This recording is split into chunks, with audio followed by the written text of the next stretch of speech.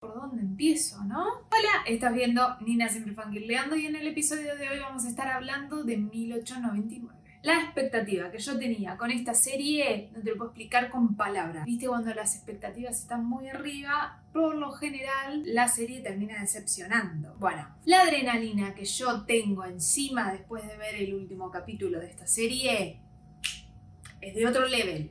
Pero antes de seguir, veamos de qué se trata. La historia gira en torno a inmigrantes que viajan de Londres a Nueva York en un barco de vapor que quedan atrapados en un misterioso acertijo después de encontrar un segundo barco a la deriva en mar abierto. Sí, lo sé.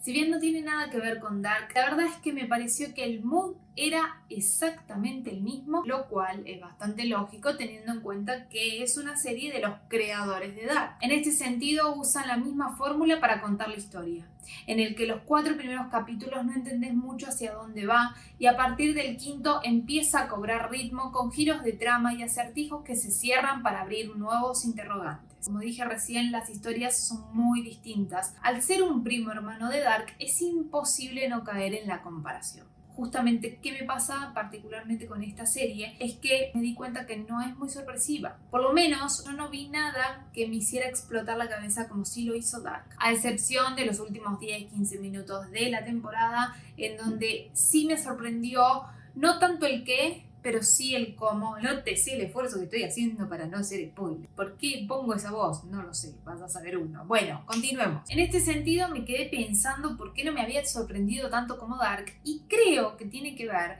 con que Dark rompió un poquito el patrón de historias de ciencia ficción. Lo que no pasa para mí en 1899 porque metieron varias cosas o varios recursos de ciencia ficción en una licuadora. Y algunos guiños en el tercer capítulo que me hicieron dar cuenta de hacia dónde iba la historia. Para que no se malinterprete, porque pareciera que estoy matando la serie y nada que ver, de verdad. Simplemente estoy haciendo algunas observaciones, nada más. La realidad es que la disfruté muchísimo y me parece que está muy bien resuelta con todos estos recursos de ciencia ficción que juntaron.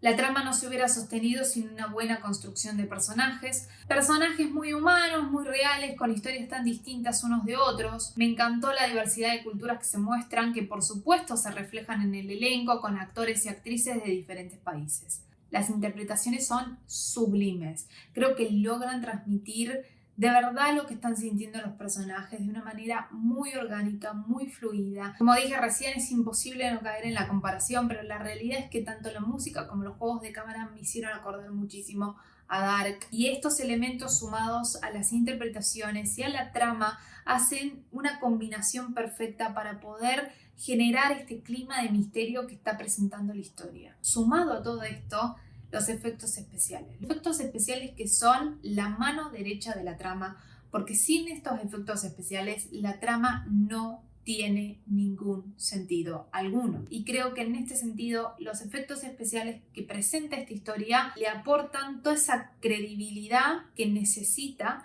para que la trama sea lo que es, básicamente, ¿cierto? Aunque si voy muy al detalle, y estoy yendo muy al detalle, ojo al piojo ahí, en algunas escenas se nota el croma, pero es muy microscópica la observación que acabo de hacer. ¿Qué decirte de esta serie? Es una serie que me gustó muchísimo, es adictiva, sí, tenés que pasar los 4 primeros capítulos, tenés que tenerle paciencia a esta serie, al igual que con Dark. Es imposible no hacer la comparación, pero bueno, soy esto.